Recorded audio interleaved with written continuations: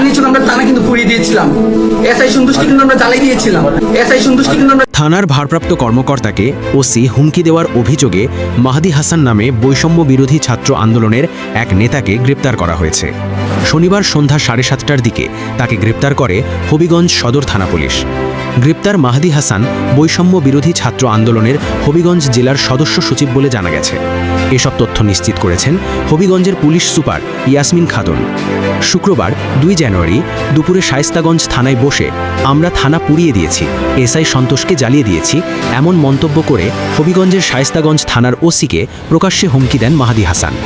ওই ঘটনার একটি ভিডিও সামাজিক যোগাযোগ মাধ্যমে ছড়িয়ে পড়ে। মুহূর্তে তা ভাইরাল হয়ে যায় এবং দেশ জুড়ে শুরু হয় সমালোচনা। কয়েক ঘন্টা না যেতেই পুলিশের কবজায় সেই মাহদি।